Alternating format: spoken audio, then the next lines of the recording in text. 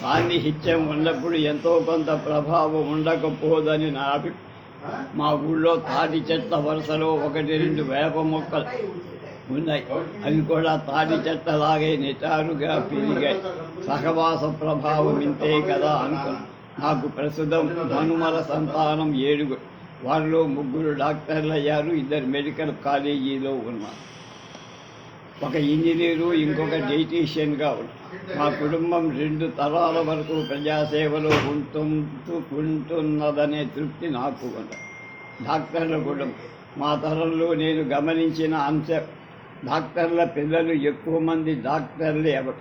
అందులో ఏ స్పెషలిస్టు పిల్లలు అందులో స్పెషలైజ్ చేయరు. మా పిల్లల చదువుకు సంబంధించిన వరకు 12వ క్లాసు, ఇంటర్మీడియట్ మామూలు స్కూళ్లలో, కాలేజీలో చదివారు. పెద్ద అమ్మాయి రమాబాయి 12వ క్లాసులో చాలా ఎక్కువ మార్కులు ఆ అమ్మాయి ఫ్లూరెన్స్లో ఉన్నత విద్యను అభ్యసించాలనే కోరిక వాళ్ళ అమ్మ దగ్గర చుట్టాలు మెడిసిన్లో చేరటానికి ఒప్పించి అప్లికేషన్ పెట్టించారు. MBBS, MD డిగ్రీలు ఇక్కడ పొంది ఇంగ్లాండ్ వెళ్ళి కొద్ది కాలానికే MRCP పాస్ అయ్యి. 2వ అమ్మాయి ఉమాబాల గవర్నమెంట్ కాలేజీలో 1/2 మార్కు తేడాతో సీటు వేశాయి. తను MBBS కావాలని పట్టుబట్టినందువల్ల కాకినాడ మెడికల్ కాలేజీలో చేర్పించారు. ఆమె MBBS పూర్తి చేసి ఇక్కడ DGO పాస్ అయ్యి ఇంగ్లాండ్ వెళ్ళి ఆమె భర్త చాలా కాలం ఉద్యోగం చేసి ఇటీవల 2 జనరల్ ప్రాక్టీషనర్లు అయ్యారు. రమేష్ కూడా MBBS చదవాలనే ఉద్దేశం కలిగి ప్రభుత్వ కళాశాలలో సీటు రానందువల్ల కాకినాడలో MBBSలో చేరారు. ఇంగ్లాండ్ వెళ్ళి ఉద్యోగం చేసి FRCS పాస్ అయ్యి. 3వ అమ్మాయి ఉషాబాల డాక్టర్ అయితే చాలా కష్టపడాలి కనుక నేను డాక్టర్ కాను అంటూ ఉండే. అలానే కాలేజీలో చేరినప్పుడు ఆర్ట్ గ్రూప్ తీసుకొని 1 వారం అయ్యాన తర్వాత సైన్స్ తీసుకొని సాధారణంగా పాస్ అయ్యి. నాకు కూడా MBBS చదవాలని ఉండేది. అందువల్ల ఆమెను కూడా మెడికల్ కాలేజీలో చేర్పించి. మా 2వ అబ్బాయి సురేష్ వీరందరూ డాక్టర్లు అవుతున్నారు కదా, నేను ఆడిటర్నై వీరు సంపాదించంతా నేను సంపాదిస్తాననేవారు. ఇంటర్మీడియట్లో చేరేటప్పుడు సైన్స్ గ్రూపే కావాలని, ఆడిటర్ కావాల్సిన వాడికి సైన్స్ గ్రూప్కి ఎందుకని అడిగితే నేను ఆలోచించగా వీళ్ళందరూ డాక్టర్లే, నేను ఒక్కనే డాక్టర్ కాకపోతే నన్ను తెలివి తక్కువ వాడు అనుకుంటారేమో, అందుకని నేను కూడా సైన్స్ తీసుకోవాలనుకుంటాను. ఎంట్రన్స్ ఎగ్జామినేషన్ రాసిన తర్వాత ఎలా పాస్ అయ్యా అని అడిగి కాకినాడలో సీటు వచ్చేటట్టు రాశారు. అలాగే కాకినాడలో వచ్చింది. MBBS అయ్యాక ధవణగిరి MS తర్వాత ఇంగ్లాండ్లో ప్రతిష్టాత్మకమైన లివర్పూల్ యూనివర్సిటీలో MCH ఆర్ధో చేశారు. ఆ విధంగా అందరూ డాక్టర్లు కాగలిగారు. అందరూ డాక్టర్లనే వివాహం ఆడారు. వాళ్ళంతా మెడికల్ పోస్ట్ గ్రాడ్యుయేట్లే. చాలామంది వీరందరూ కలిసి పాలీక్లినిక్ పెడితే బాగుంటుందేమో అనేవారు. అలా జరగకపోవడానికి ఒక కారణం అందరి స్వభావాలు ఒకటిగా కాకపోవడం. అంతా నా తప్పు కూడా ఉందేమో అనిపిస్తాయి. వారి చదువులు పూర్తయ్యే లోపల పాలీక్లినిక్ నేను నిర్మాణం చేసి ఉంటే బహుశా అందులో పనిచేసేవాళ్ళు. నాకున్నంత ప్రాక్టీస్ ఉన్న డాక్టర్లు ఇంకెవరైనా ఆ పని చెయ్యగలిగి ఉండేవారు. నా ఆలోచన ప్రకారం ఇప్పుడున్న హాస్పిటల్ 2కి సరిపోతుంది. మిగతా 3 స్పెషల్ హాస్పిటల్ నిర్మాణం చేసుకోవాల్సిన కావలసిన స్థలం సేకరించి ఉంచాలనుకున్నాను, కానీ హాస్పిటల్ నిర్మాణం కుదరదు. మా పిల్లలు చదువు విషయంలో కానీ పెళ్లిళ్ళ విషయంలో కానీ వాళ్ళ ఇష్టమే మా ఇష్టంగా లేదు. సామాజికంగా కూడా సత్యవర్తన కలిగి సమాజానికి ఉపయోగపడే వ్యక్తులుగా తయారై మనుమ సంతానం 7, 5 వైద్య వృత్తిలోనే ఉండటం నాకు బాగా సంతృప్తి కలిగించిన విషయం.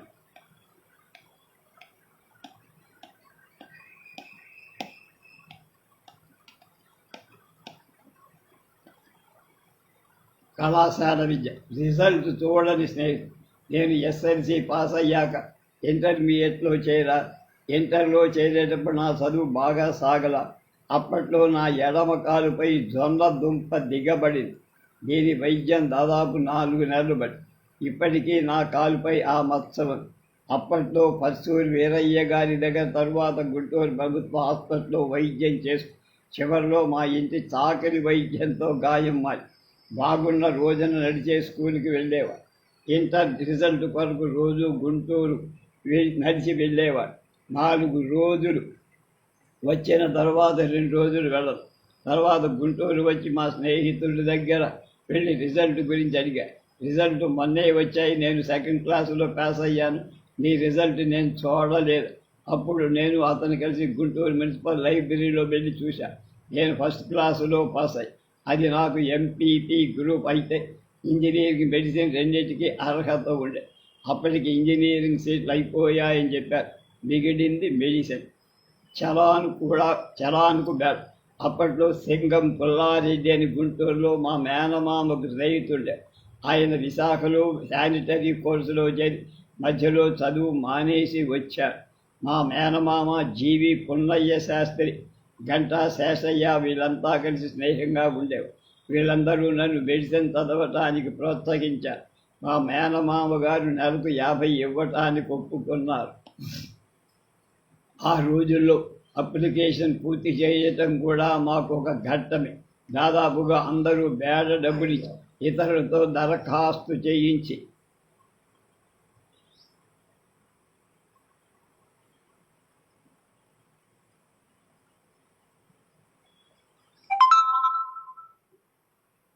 చేయించుకునేవాడు. నేను మాత్రం స్వయంగా అర్జీ పెట్టాను. దానికి 3 కానులు, సెల్ఫ్ అడ్రస్ కూడా ఇంకా 3 కాదు. తర్వాత అప్లికేషన్ పూర్తి చేసి పంపించాము. అప్పట్లో ఒక సంగతి బాగా గుర్తు.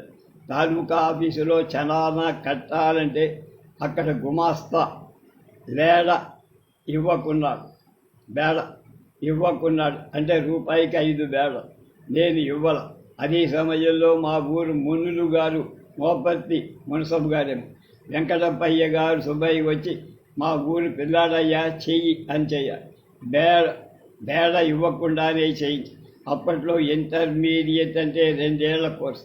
ఇంటర్మీడియట్ మొదటి సంవత్సరం ప్రభుత్వ పరీక్షలు ఉండేవి కావు. 2వ ఏడాది పరీక్షలు. మాకు కూడా పంచెలు కట్టడం నేర్పే ప్రిన్సిపాల్. ఈ సందర్భంలో మా ప్రిన్సిపాల్ బుద్ధిరాజు రామచంద్రరావు గురించి చెప్పుకోవాలి. వారు ఒరిస్సాలో జన్మించారు. ఆయన మొదట్లో హై స్కూల్లో హెడ్ మాస్టర్, చాలా ఖచ్చితమైన హెడ్ మాస్టర్ అని చెప్పుకున్నారు. వారి గురించి ఎందరో ఎన్నో విధాలుగా ప్రశంసించేవారు.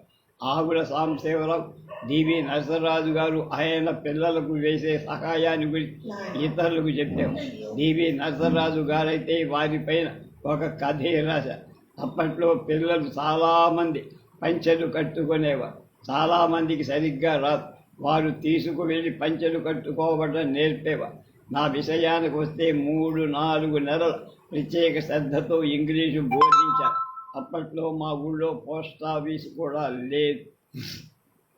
అందుకు నా అప్లికేషన్ వారి అడ్రస్కి ఇచ్చా.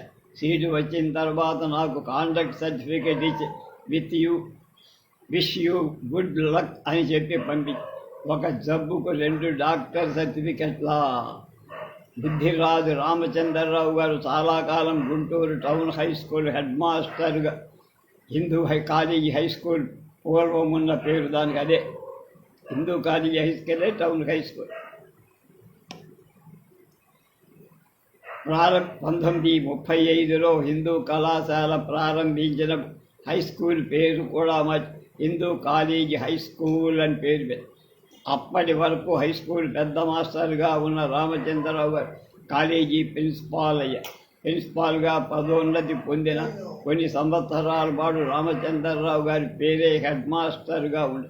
ఆయన ఆకృతిలో కొరత, ఒక కన్ను లేదు. చాలా గొప్ప హెడ్ మాస్టర్గా పేరు సంపాదించారు. కళాశాల ప్రిన్సిపాల్ అయిన తర్వాత కూడా అదే పేరు నిలబెట్టుగా.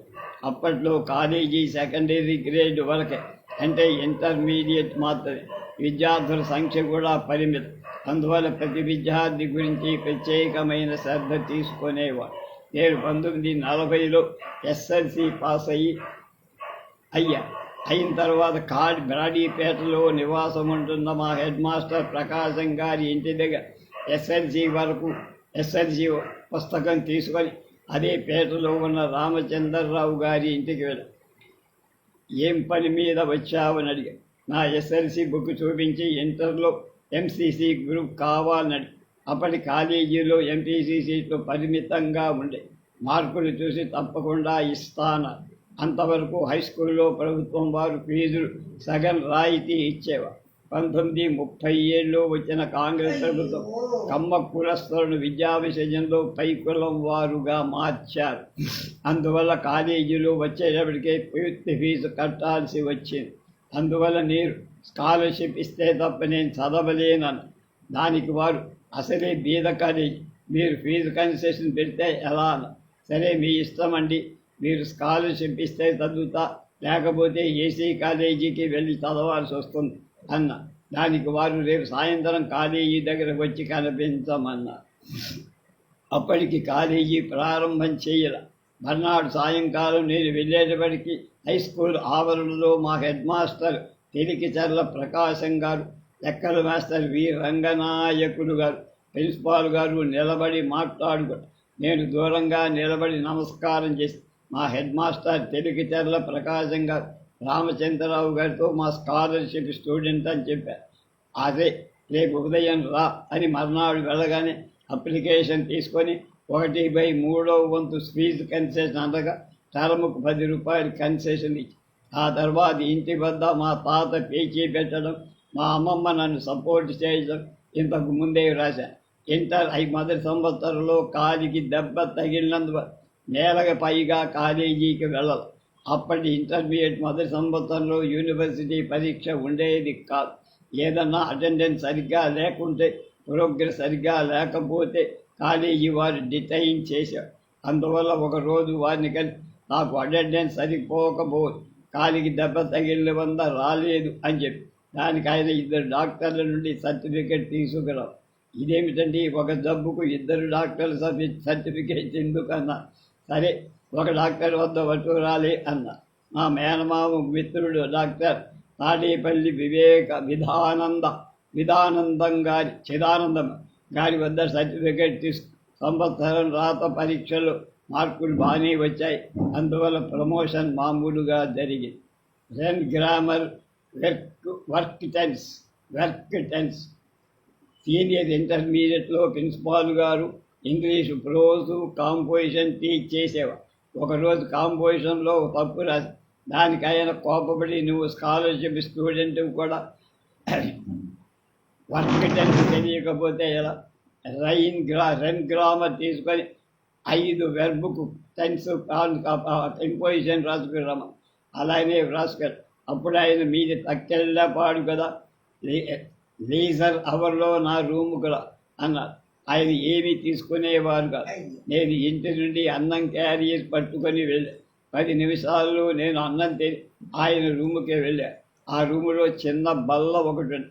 అక్కడ కాంపోజిషన్లు, యానోటేషన్స్ మొదలైనవి చెప్పి వాటిని సరిచూసేవారు. ఇంటర్మీడియట్ చివరి 2 నెలల్లో గుంటూరులో ఉండి కాలం వృధా కాకుండా పరీక్షలు చదివి పాస్ అయ్యాను. ఫస్ట్ క్లాస్ వచ్చింది, కానీ ఇంగ్లీష్లో మాత్రం 200కి 70 వచ్చాయి.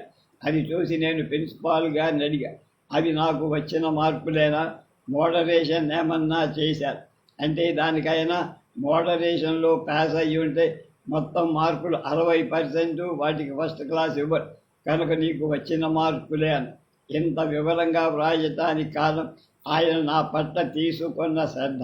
ఇంగ్లీష్లో పాస్ అయ్యా, అది తప్పినట్టయితే డాక్టర్ అయ్యుండేవాణ్ణి కాదు.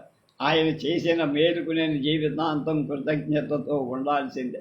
ఆయన విద్యార్థులను ఎవరికి కలిసినా ఇటువంటి కథని చెప్తూ ఉంటారు. ఆవుల సాంబశివరావు గారు, డాక్టర్ నరసరాజు గారు, ఇంకా కొంతమంది జూనియర్స్ కూడా వారి అనుభవాలు పంచుకుంటుంటే ఎంతో ఆనందం కలుగుతుంది. 1946లో రిటైర్ అయ్యారు. ఆ రోజుల్లో పెన్షన్లు లేవు. రిటైర్ అయిన తర్వాత కూడా చాలా సంవత్సరాలు ఇంటి వద్ద ట్యూషన్ చెప్పుకునేవారు. 1962లో నాకు ముందు ప్రిన్సిపాల్ వద్ద చదివిన ఎంఎస్సి రమణయ్య అనే చిత్తూరు జిల్లావాసి గుంటూరు లేబర్ ఇన్స్పెక్టర్గా వచ్చారు. వారు నా వద్దకు వచ్చి, ప్రిన్సిపాల్ గారి పద్ధతి ఏం బాగాలేదు, మనం ఏదన్నా ఆర్థిక సహాయం చెయ్యాలన్న. మేము ఇద్దరం కలిసి 1116 వసూలు చేసి ఏకాదండయ్య హాల్లో వారికి ఒక అపూర్వ విద్యార్థి కొత్త రఘురామయ్య గారి అధ్యక్షత సన్మానం చేసి పరుసు బహుకరి తర్వాత గుంటూరు జేకేసీ కాలేజీ ప్రారంభం ఎవరు చెయ్యాలన్న ఆలోచన వచ్చిన జాగర్లమూడి చంద్రమౌళి గారు, వైకేఎస్ ప్రకాశరావు, నేను బుద్ధిరాజు రామచంద్రరావు గారితో చేయించాలని నిర్ణయం. ఇంతటి మహావ్యక్తికి వ్యక్తిగత జీవితంలో కొన్ని బాధలు తప్ప ఒక కొడుకు ఎంబీబీఎస్ చదువుతూ అకాల మరణం పాలు. మరొకడు తల్లిదండ్రులను పట్టించుకోకుండా పోయారు. భార్య చాలా రోజులు మంచంలో ఉండి తర్వాత ఆయన అల్లుళ్ళు ఇద్దరు బల్లలు కుర్చీలు నన్ను తీసుకురమ్మను. నేను కొంత మొత్తం అవి ఆ కుర్చీ బల్లలు జేకేసీ కాలేజీకి ప్రిన్సిపాల్ రోసయ్యగా ఆ రివాల్వింగ్ శైలిలో కూర్చొని మహదానందం పడేవారు. ఆయన ఇప్పటి ఒరిస్సాలో బరంపురంలో ఒక హై స్కూల్లో టీచర్గా పనిచేశారు. అప్పట్లో ఉప్పల లక్ష్మణరావు అనే విద్యార్థి. ఇటీవల లక్ష్మణరావు తన ఆత్మకథలో ఈ విషయం తెలుసుకున్న తర్వాత చల్లపల్లిలో చేసి తర్వాత గుంటూరు వచ్చారు. హిందూ కాలేజీ ఉప్పల లక్ష్మణరావు గారి జీవిత చరిత్ర మా అబ్బాయి 10th క్లాస్ పాస్ అయినప్పుడు ఆ పుస్తకానికి వాడికి ప్రైజ్గా ఇచ్చారు. మా అబ్బాయి పెద్దబ్బాయి శాస్త్రి.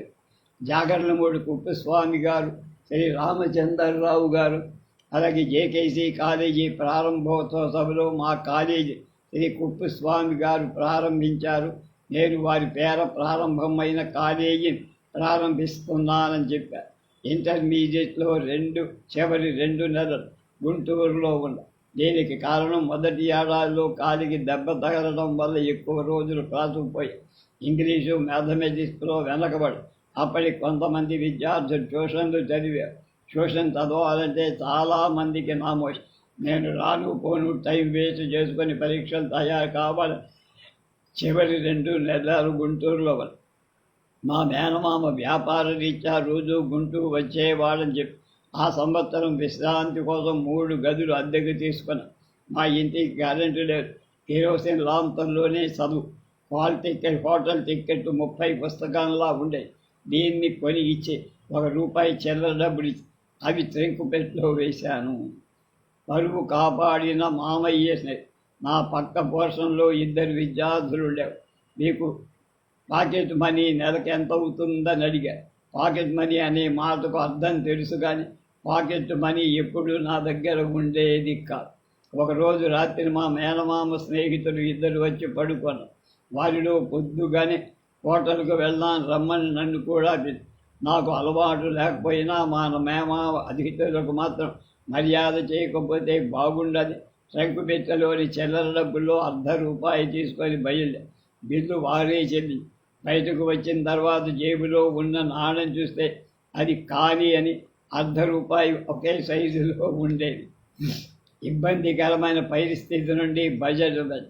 మా మేనమామకు పిల్లలు లేరు. ఆయన భార్య మా పెద్ద తల్లి కూతురు, నాకు అక్కయ్య, ఆమె చెల్లెలకు సంతానం. వారిలో ఒక అబ్బాయిని ఒక అమ్మాయిని ఇక్కడికి తీసుకొచ్చి పెంచేవారు. మా మామయ్య నాకు ఎంబీబీఎస్ చదువు చెప్పించడానికి ప్రధాన కారణం ఆ పెంచే అమ్మాయిని నాకిచ్చి పెళ్లి చేయాలని. అయితే ఈ విషయం మేము ఎప్పుడూ అనుకోవాలి. ఆ రోజుల్లో ఎంబీబీఎస్లో చేరేటప్పటికే కొంతమందికి పెళ్ళిళ్ళు అయ్యేవి. ఎంబీబీఎస్లో చేరిన మొదటి ఏడాది నుండే ఆడపిల్లలు తండ్రులు వరాన్వేషణ చేశారు. అలాగే నా దగ్గర కూడా చాలామంది వచ్చారు. నేను నాకు మేనరికం ఉన్నది అని ఒక్క ముక్కలో వాళ్ళకి జవాబు చెప్పి పంపించేవాడు. అయితే ఆ అమ్మాయి వయస్సు కూడా చాలా తక్కువ. మరణంపై ఎంబీబీఎస్ మొదటి సంవత్సరంలో ఉండగా మా తాత మరణించారు. ఆయనకి 80 దాటి మరణించాడన్న బాధ ఇప్పటికీ. పెద్దవాడు కదా, మరణం సహజమే అని సరిపెట్టుకునేవాడు. 2వ సంవత్సరంలో మా నాన్న అకాల స్ఫోటకంతో 40 ఏళ్లకు మరణించాడు. చివరిసారిగా వచ్చిన ఎపిడమిక్ అది. తలకి సెలవులైనందున నేను ఇంటి దగ్గరే ఉన్నా. ఆయన మంచంలో ఉన్న 10 రోజులు నేనే సపర్యలు చేసి. మా అమ్మ పసిబిడ్డకి తల్లి. మన్మథరావుకు అప్పుడు 8 నెలలు. మా తండ్రి మరణం వల్ల మా అమ్మ నేను ఎంత కలత చెందామో ఊహించాల్సిందే. కలలు అన్ని వేళలా కళ్ళలు కావేమో. ప్రతి జీవికి జాగ్రత్త అవస్థ, నిద్రావస్థ ఉన్న సంగతి మనందరికీ తెలుసు. మూడవది స్వప్నావస్థ. దీని గురించి ప్రజలకు సంపూర్ణమైన అవగాహన ఉంది. ప్రతి నిద్రలోనూ స్వప్నాలు రావటం సహజం. కొంతమందికి వాటి గురించి ఏమీ గుర్తుండదు. వారు తమకు కళలు రావని అనుకుంటారు. కళలు గుర్తుండే వాళ్ళకు కూడా అన్ని కళలు గుర్తున్న వారిలో కూడా స్పష్టత ఉండదు. ఫ్రాయిడ్ అనే జర్మన్ మేధావి డాక్టర్ స్వప్నాలకు ప్రత్యేకమైన ప్రాముఖ్యత. ఇది మానవుడి అధోచేతనలో జరిగే ప్రక్రియని, ఆ స్వప్నాలను విశ్లేషించడం మానవుని పరిస్థితిని తెలుసుకోవచ్చని, దాని ఆధారం చేసుకొని సైకోథెరపీ అనే ప్రక్రియ ద్వారా మానవుడి ఆరోగ్యాన్ని మెరుగుపరచడం సాధ్యమని తన జీవితమంతా దానికోసమే ప్రాక్టీస్. వారి అభిప్రాయం ప్రకారం లైంగిక ప్రక్రియ ఈ స్వప్నాలకు, మానవ ప్రవర్తనకు కారణం. ఆ తర్వాత వచ్చిన జంగ్ మానవ ప్రవర్తనకు సెక్స్ ప్రధానం కారణం కాదని, జీవితంలో పైకి ఎదగటం అని నమ్మారు. కళలను గురించి తర్వాత కాలంలో చాలామంది పరిశోధన చేసి దీనిపై చాలా పుస్తకాలు కూడా వచ్చి నేను కొన్నిటిని చదివా. అయితే సామాన్యులకు అర్థమయ్యే పరిస్థితిలో ఉండవు. ఇప్పటికీ పారాసైకాలజీ అనే పేరుతో ప్రపంచవ్యాప్తంగా పరిశోధనలు జరుగుతూనే ఉన్నాయి. నాకు చిన్నప్పటి నుండి కళలు ఎక్కువే. కొద్దిసేపు నిద్రపోయినా కళ వస్తుంది. అందులో స్పష్టత ఉన్న కళల్లో 2 కళలు చెప్పాను. నేను ఇంటర్ చదివేటప్పుడు 2000 తెల్లవారుతుండగా ఒక కళ వచ్చింది. మా బాబాయి గారింటో గదిలో ఉండి చదువుకునేవాడు. నిద్ర మెలకు వచ్చే సమయంలో వచ్చిన కళ. 4th ఫారం నుండి 9వ క్లాసు నుండి ఎస్ఎల్సి వరకు నాతో పాటు పాలపర్రు విద్యార్థి పేర్ల సత్యనారాయణ చదివారు. ఇద్దరం స్నేహంగా ఉండే. ఇద్దరం ఎస్ఎల్సి పాస్ అయ్యాం. నేను హిందీ కాలేజీలో ఇంటర్లో చేరా. అతను ఏమైంది నాకు ఎప్పుడైనా ఒకసారి గుర్తుకొచ్చేవా. ఈ కళలో అతను గుంటూరులో జిన్నా టవర్ దగ్గర కలిసినట్టు నా కళ.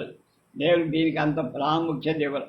అదే రోజు అదే చోట గుంటూరులో ఆ జిన్నా టవర్ వద్దనే నన్ను కలిశాను. నాకు ఆశ్చర్యం వేసి తన వివరాలు అడిగి తెలుసుకో. వాళ్ళ అన్నయ్య సుబ్బారావు కాకినాడలో బిఎస్సి చదువుతున్నందువల్ల తాను కూడా అక్కడే ఇంటర్లో చేరినట్టు చెప్పారు. దీనికి విశ్లేషణ చేయాల్సిన పనేం లేదు. 2వ కళ ఎంబీబీఎస్ సెకండ్ ఇయర్లో వేసవి సెలవులకు వచ్చి మామూలుగా మా బాబాయి గారింట్లో పడుకొని నెలకు వచ్చే సమయానికి కళ వచ్చాయి. ఏమిటంటే లాంతర్ ఆరిపోయినట్టు. మా పిన్నిని పిలిచి, పిన్ని లాంతర్ ఆరిపోయింది, వెలిగింతను. ఆరిపోయిన దీపం వెలగుదులే, లేవమని. వెంటనే కళ్ళు తెచ్చి అప్పటికి ఆరోగ్య విషయంలో ఏ విధమైన అనుమానం లేని మా నాన్న వారం రోజుల్లో మరణించటం జరిగి ఈ కళను అన్వయించుకోవాల్సి వస్తుంది. మా తాతగారు చాలా కష్టపడి 80 ఏళ్ల వయస్సులో పోయారు. మా అమ్మమ్మ 70 ఏళ్ల వయసులో. మా అమ్మమ్మ మా తాత కంటే 2 సంవత్సరాల ముందు చనిపోయింది.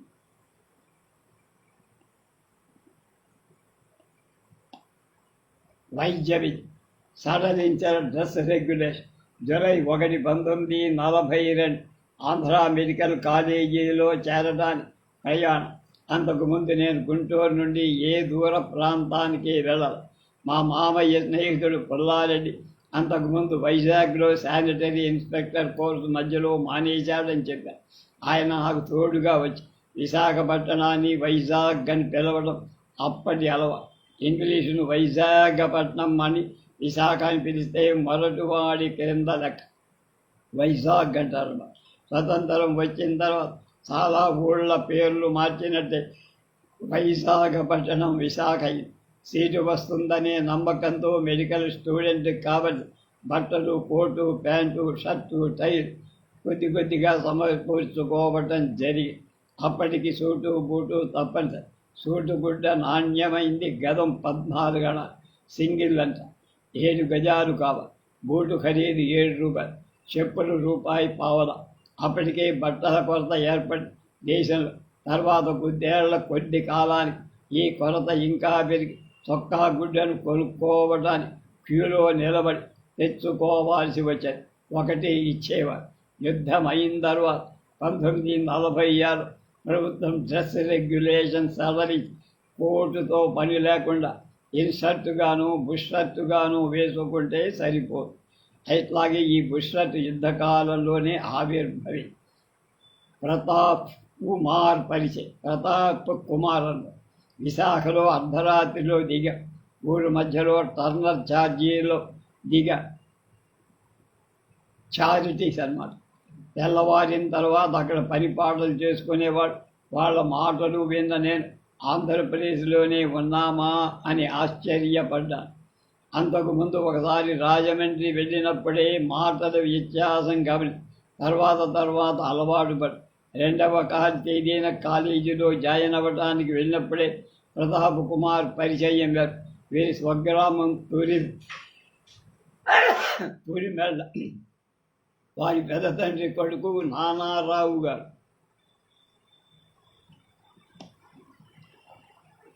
ఆంధ్ర యూనివర్సిటీలో అసిస్టెంట్ రిజిస్ట్రార్గా ఉద్యోగం. వారింట్లో ఉండి ఇంటర్మీడియట్ చదివాడు.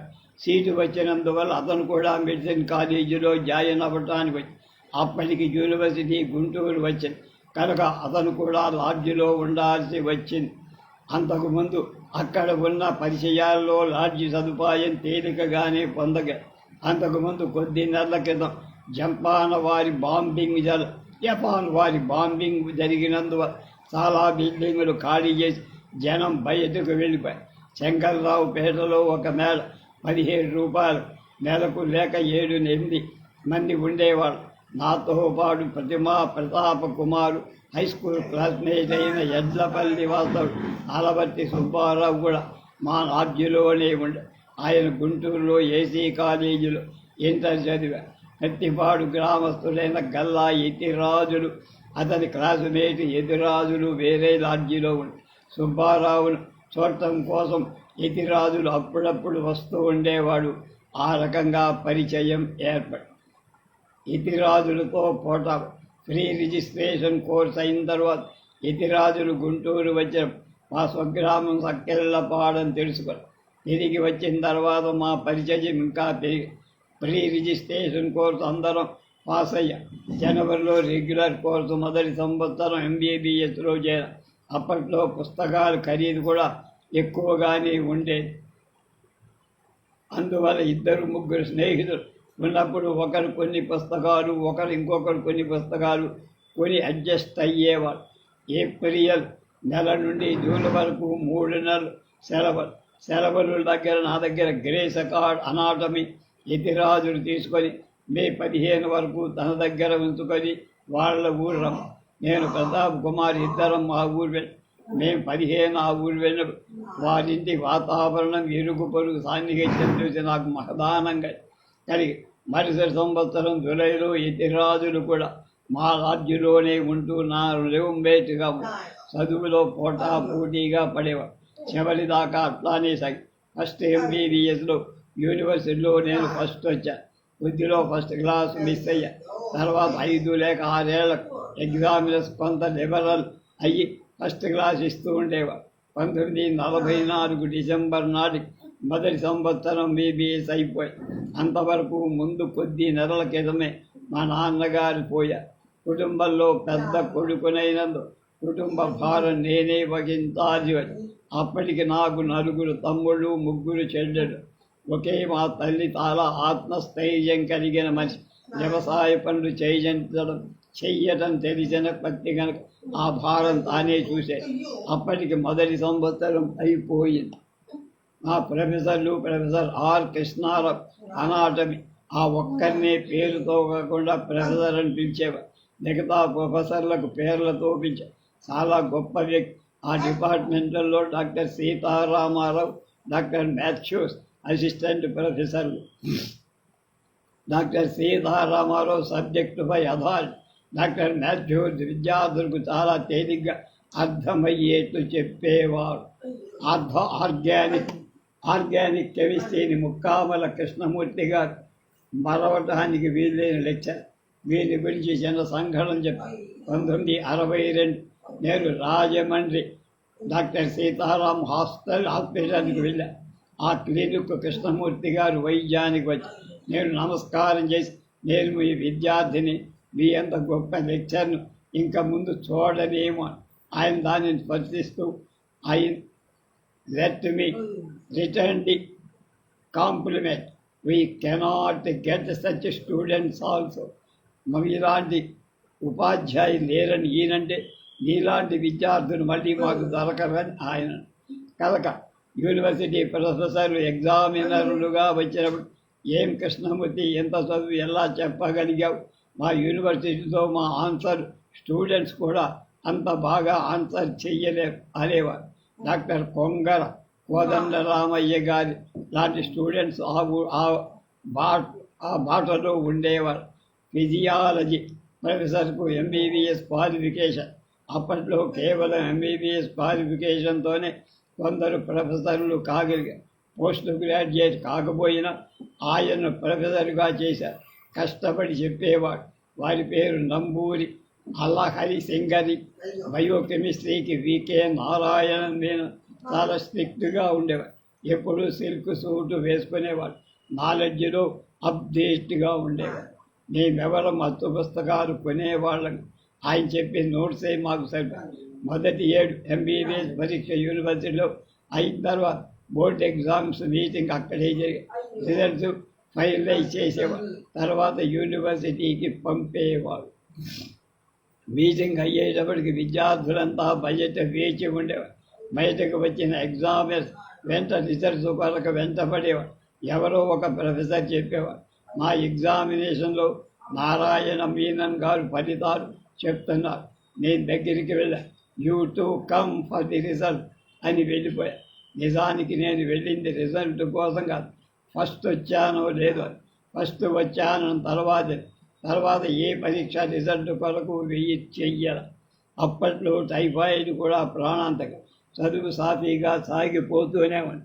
1946 4వ సంవత్సరం వేసవి సెలవులు ఇంటికి వచ్చేటప్పటికి మా అమ్మ మనస్తాపానికి గురై ఆదరణ ఆశించిన అన్న నుండి నిరాదరణ ఎదురైపోయింది.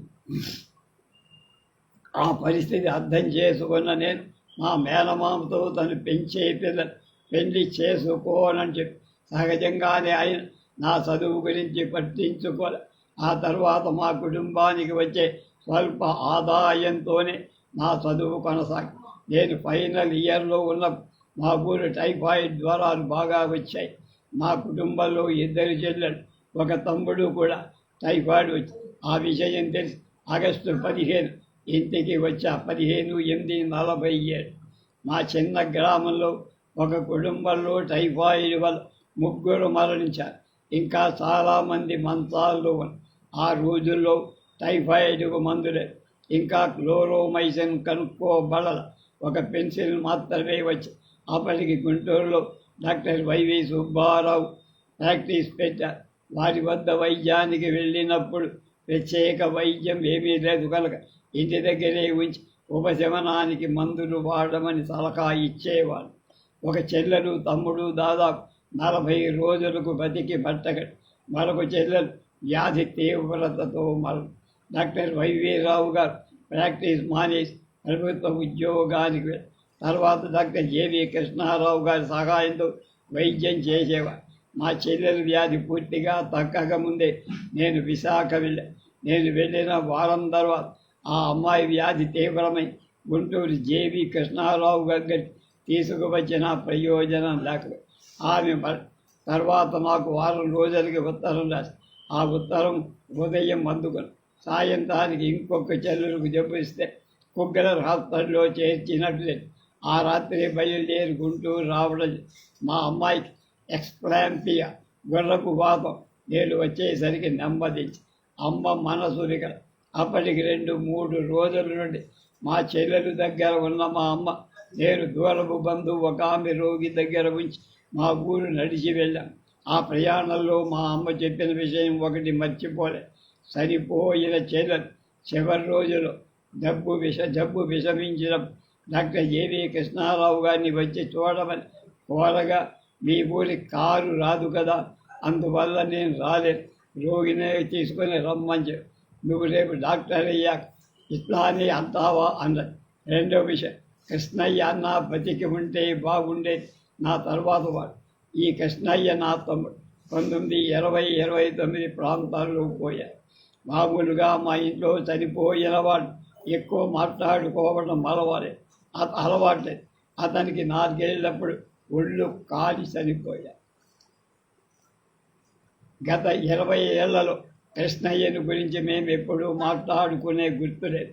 దాదాపు 3 నెలల నుండి బిడ్డలు వ్యాధితో ఉన్నారు కనుక వారి సేవలో పడిన శారీరక మానసిక వ్యధను ఈ రూపంగా వెల్లడించింది. ధర్మం సరిగ్గా నిర్వహించలేదన్న భావం కాదు, కనీసం అన్న భార్య కూడా తొంగి చూడ. అప్పటి నుండి ఇప్పటికీ నేను ఈ మాటను మరిచిపోలేదు. నవంబర్ మొదటి వారంలో విశాఖ చేరాను. డిసెంబర్ 9న ఫైనల్ ఎగ్జామినేషన్. అందువల్ల పరీక్షలకు హాజరవ్వడమా మానటమా అని మీమాంస. ఆ సమయంలో మా స్నేహితులు క్లాస్మేట్స్ పరీక్షకు వెళ్ళమని ఒత్తిడి.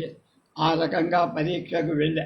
మొదటి స్థానం రాకపోయినా 4వ స్థానం వచ్చి మా క్లాస్మేట్ ఇతిరాజులు ఫస్ట్ ర్యాంక్. MBBS మొదటి 7 సంవత్సరంలో నాకు ఫస్ట్ ర్యాంక్ వచ్చిన ఇతిరాజులు ఎంత ఆనందించాడు. ఇవాళ నేను అంతే ఆనందించాను. ఆగస్టు 15 నుండి డిసెంబర్ చివరి వరకు తిరగడం, ఇంటి దగ్గర రోజులకు మందు మాకుడు చూడడం, ఆర్థిక ఇబ్బందులు వచ్చి అదే సమయంలో నేను ఫైనల్ ఇయర్ ట్యూషన్ కోసం కట్టిన 200 రూపాయలు వాపసు వచ్చి అప్పటికి ఆంధ్ర మెడికల్ కాలేజీలో 2 ఫ్రీ స్టూడెంట్స్ ట్రిప్పులు ఉండేవి. ఒకటి బ్యాక్వర్డ్ క్లాస్, రెండవది forward class. Backward free studentship 3వ సంవత్సరంలోని ఎతిరాజులకు, రెండవది నాకు ఫైనల్ ఇయర్లో. ఆ డబ్బుతో నేను ఎగ్జామినేషన్ ఫీజు కట్టడమే కాక ఆర్థిక ఇబ్బందుల్లో ఉన్న ఒక స్టూడెంట్ కూడా ఫీజు కట్టగలిగి. దీంతో 1947 డిసెంబర్ నాటి నా డాక్టర్ చదువు పూర్తయింది. అప్పుడు హౌస్ సర్జన్సీ తప్పనిసరి కాదు కానీ అందరం చేసేవాళ్ళు. ఎవరో ఒకరిద్దరు హౌస్ సర్జన్స్ మానేసి వెళ్ళిపోయారు. హౌస్ సర్జన్లలో కొంతమంది స్టైఫండ్ వచ్చాయి, అది 88 రూపాయలు. ఇంటి దగ్గర ఆర్థిక పరిస్థితి తెలుసు కనుక ఇంటి వద్ద నుండి ఏమీ డబ్బు తీసుకోవాలా. అప్పటికి మిత్రుల దగ్గర సుమారు 150 రూపాయలు చేయబదులు తీసుకు ఆ మొత్తాన్ని హౌస్ సర్జన్స్గా తీర్చగలి. హాస్టల్లో మొట్టమొదటి posting surgery ward. Surgeon doctor Mahadevan, assistant surgeon doctor Pennamaneni Venkateshwar. ఈయన చాలా స్టైలిష్గా ఉండేవారు. అదే ఏడాది ఆయన MS పరీక్ష కాదని ఆంధ్ర యూనివర్సిటీలో మెడికల్ పోస్ట్ గ్రాడ్యుయేషన్ ఎగ్జామ్స్ 1945లో వీరు MS పాస్. అంత క్రితం ఎవ్వరు పాస్ కాదు. డాక్టర్ సదాశివన్ కూడా అదే ఏడాది వీరితో పాటు పాస్. పెన్నమనే వంశంతో నాకున్న అనుబంధం వల్ల మనసులో నేను కూడా MS తీసుకోవాలని అభిప్రాయం ఏర్పడి ఫార్మకాలజీ ప్రొఫెసర్ ఈశ్వరయ్య, వీరు డాక్టర్ డేవిడ్ కలిసి ఫార్మకాలజీ టెక్స్ట్ బుక్ కూడా రాశారు.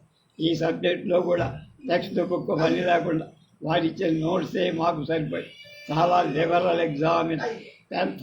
పాథాలజీ, మైక్రోబయాలజీ 2 సబ్జెక్టులకు ప్రొఫెసర్ MRCP, FRCP, ఒకరు doctor Bhaskara Menon pharmacy, doctor NG Pandali microbiology.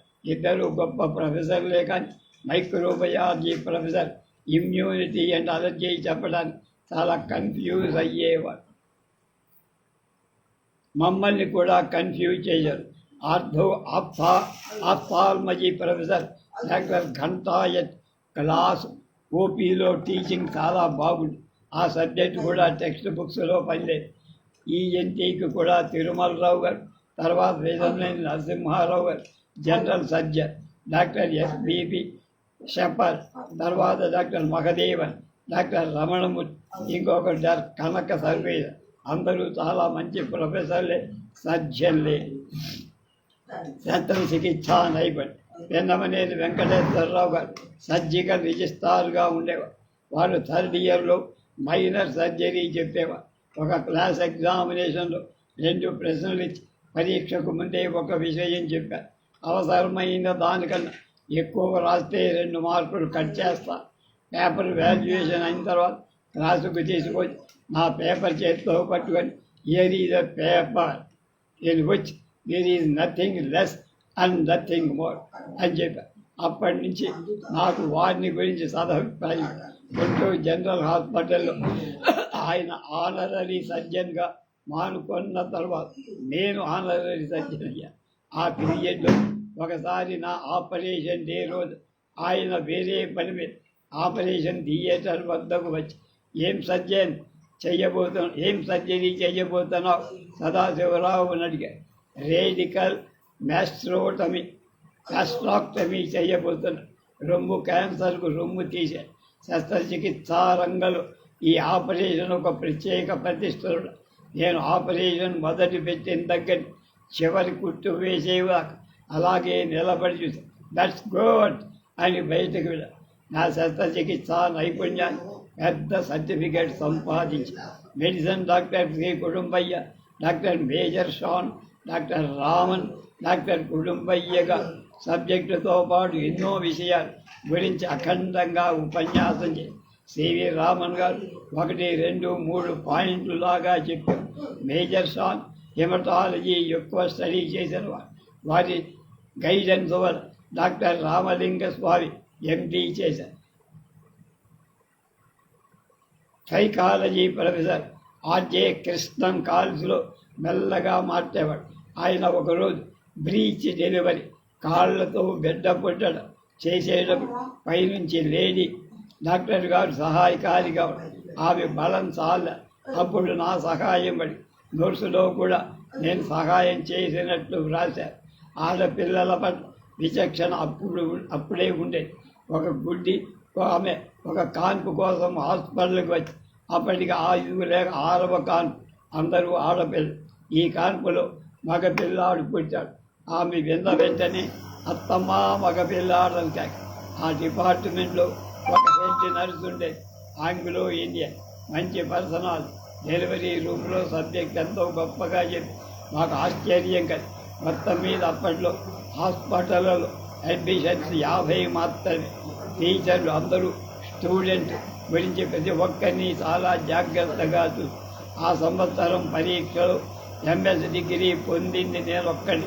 మిగతా 6గురిలో ఒక్క లక్ష్మీ నరసమ్మ గారు తప్ప మిగతా వాళ్ళంతా ఆ ప్రయత్నం విరమించారు. లక్ష్మీ నరసమ్మ గారు 10-15 సంవత్సరాలు పట్టు విడవకుండా పరీక్షకు వెళ్ళి చివరికి పాస్ అయ్యారు. అయితే ఆ తర్వాత ఎక్కువ రోజులు హౌస్ సర్జన్ అనుభవం. మొదట పోస్టింగ్ హౌస్ సర్జన్లో, తర్వాత మొదటి 3 నెలలు డాక్టర్ అనంతాచారి గారి యూనిట్, డాక్టర్ కె కోదండరామయ్య గారు అసిస్టెంట్ సివిల్ సర్జన్గా. నేను విద్యార్థిగా ఉన్నప్పుడు చదవడానికి తక్కువ సమయం మెడిసిన్కి కేటాయించేవాడు. 3 నెలలు మెడిసిన్ గురించి చాలా ఎక్కువ నేర్చుకోగలిగి వార్డులో ఎక్కువ సమయం గడిపేవాడు. డాక్టర్ కోదండరామయ్య గారితో అంతకు ముందే పరిచయం ఉన్నందు చాలా చొరవగా ప్రతి విషయాన్ని అడిగి తెలుసుకునేగలిగాం. ఆ పోస్టింగ్ పూర్తయ్యే లోపల మెడిసిన్ సైడ్ నాకు మంచి ఫిజిషియన్ కాగలను అనే నమ్మకం లేదు. కోదండరామయ్య గారు అప్పటికే ఎండి పాస్ అయ్యారు. రోగ నిర్ధారణలు, ట్రీట్మెంట్లో చాలా సమర్థ. టీచింగ్ కూడా వారి ఆంధ్రప్రదేశ్లో చాలా గొప్ప ఫిజిషియన్గా పేరు తెచ్చుకున్నారు. కళలో కనిపించే సర్జన్.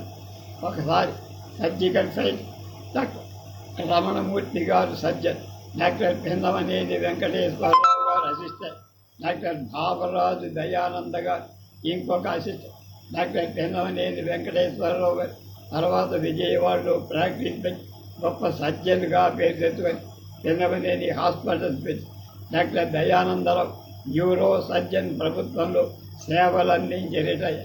ఆ రోజుల్లో ఎంత సర్జరీ చేసేవాళ్ళము చెప్తే నమ్మరు. ఉదయం 8 గంటలు థియేటర్లోకి వెళ్ళి రాత్రి 10 లేక 11 వరకు సర్జరీ జరుగుతూనే ఉండేది. వార్డులో రోగుల సంఖ్య చాలా తక్కువ. 20 బెడ్లున్న వార్డులో 60-70 మంది రోగులు. బ్యూరోక్రట్స్ ఇంత కష్టపడి పనిచేసినా ఎవరు విసుక్కునేవాడు. డాక్టర్ దయానందరావు గారు ఎప్పుడూ ఒక మాట అనేవారు. నాకు 6 నెలల కొడుకున్నారు.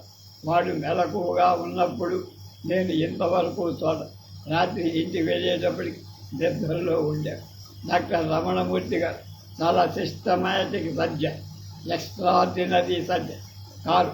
ఆయన రిటైర్ అయ్యే ముందు ఉమ్మడి మద్రాసు రాష్ట్ర లాస్ట్ డైరెక్టర్ ఆఫ్ మెడికల్ సర్వీసెస్గా, ఆయన ఫస్ట్ డైరెక్టర్ ఆఫ్ మెడికల్ సర్వీసెస్గా ఆంధ్రలో పనిచేసి గుంటూరులో సాంబశివపేటలో 22-6-1950 నా నర్సింగ్ హోమ్ ప్రారంభించింది వీరే. తర్వాత చాలా కాలం వీరిని కలుస్తూ ఉండి ఇప్పటికీ అప్పుడప్పుడు కళలో కలుస్తూ ఉంటాం. ప్రాక్టీస్ సర్జికల్ పోస్టింగ్ అయ్యాక ఈఎన్టీ ఆఫ్థాల్మజీ క్వాజువాలజీ 6 నెలలు. ఆ 6 నెలల గురించి ప్రత్యేకంగా చెప్పాల్సిందే. నేను హౌస్ సర్జన్గా ఉన్న ఆర్మీ టెంపరీ సర్వీస్ అప్లై చేశాను. ఆర్మీలో చేరాలని ఉద్దేశం లేదు. ఢిల్లీ ఇంటర్వ్యూకి వెళ్ళినాను. డిఏ ఆర్మీ వాళ్ళే ఇచ్చేవారు. ఢిల్లీ చూడచ్చనే ఉద్దేశంతో వెళ్ళి సెలెక్ట్ కాలేదు కనుక సమస్య లేదు. అన్ని వార్డులలో బాగానే పనిచేశాను కనుక హౌస్ సర్జన్ పూర్తి అయ్యేనాడు డాక్టర్గా నేను రాణించగలను అన్న నమ్మకం లేదు. హౌస్ సర్జన్ అయ్యాక తర్వాత పోస్ట్ గ్రాడ్యుయేట్ కావాలని కోరుకునేవారు. కావాల్సిన స్పెషలిస్టులో పనిచేయాలి. ఇప్పటిలాగా దానికి సెలక్షన్లు ఉండేవి. హాస్పిటల్లో ఒక సీనియర్ హౌస్ సర్జన్గా కానీ ఉద్యోగస్తుడైతే అసిస్టెంట్ సర్జన్గా కానీ పనిచేయాలి. ఈ సీనియర్ సర్జన్ అనే దానికి ప్రభుత్వం ఏమీ జీతం ఇవ్వదు. క్యాండిడేట్ 3 నెలలు 30 రూపాయలు చొప్పున చెల్లించాలి. ఎంఎస్ చెయ్యాలని అభిప్రాయం థర్డ్ ఇయర్ మొదట్లోనే వచ్చిందని ఇంతకు ముందే చెప్పా కదా. ఈ 3-4 సంవత్సరాలలో అభిప్రాయం బలపడి అందువల్ల హౌస్ సర్జన్ పూర్తి చేసి మర్నాడే సీనియర్ హౌస్ సర్జన్గా చేసి ఆర్థిక సహాయం కూడా ఎలా చెయ్యగలం అన్న అనుమానమే రాల. మామయ్య అదృశ్యం అనేది రేపు.